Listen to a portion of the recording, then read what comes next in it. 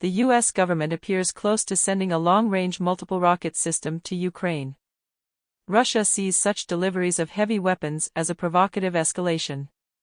President Volodymyr Zelensky and other Ukrainian officials have urged delivery of the MLRS to counter Russia's heavy bombardments in the eastern Donbass region. But President Joe Biden said the U.S. would not send Ukraine rocket systems that can strike into Russia. There are concerns that such action would risk drawing the U.S. and its NATO allies into direct conflict with Moscow. Russia continues to pound Severodonetsk and other parts of Donbass with rockets, tanks, and airstrikes. Kyiv's forces are already using U.S.-delivered M777 howitzers, which have a range of about 25 kilometers. But the MLRS would allow Ukraine to reach targets much further away than that.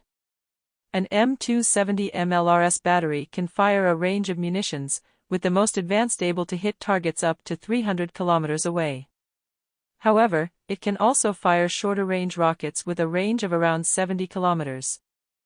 Limiting Ukraine to the smaller rockets could be a way for the U.S. to avoid escalating the conflict, while still significantly improving Ukraine's arsenal. A senior U.S. official quoted by the Washington Post said the White House was comfortable with giving Ukraine the MLRS, but would withhold the longest-range weapons compatible with the system. The UK also has the MLRS. Prime Minister Boris Johnson said Ukraine should get the rockets to defend themselves against this very brutal Russian artillery, but he did not say the UK would supply them.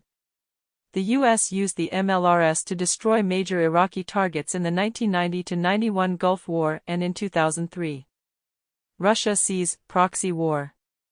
Russian Foreign Minister Sergei Lavrov has accused the West of pumping up the Ukrainian nationalists with weapons.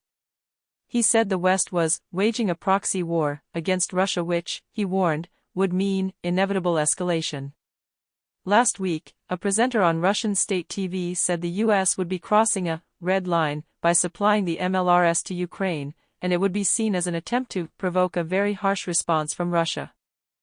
Russia won't use nuclear weapons, says Ambassador. Russia's laser weapon claim derided as propaganda in an extra move to defend Ukraine's key Black Sea port, Odessa. Denmark has supplied Harpoon anti-ship cruise missiles, with a range of about 130 kilometers. Ukraine can deploy them alongside its own Neptune missiles, credited with having sunk Russia's flagship cruiser Moskva last month. Russian long-range missiles have struck railway facilities, oil depots and other infrastructure in western Ukraine, seen partly as an effort to thwart Western arms deliveries.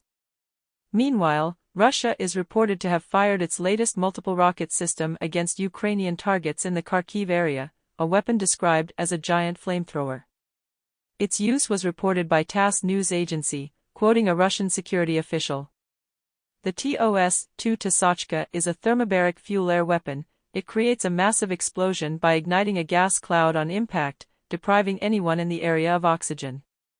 Russia has also inflicted heavy damage on Ukrainian cities using long-range cruise missiles, some fired from warships.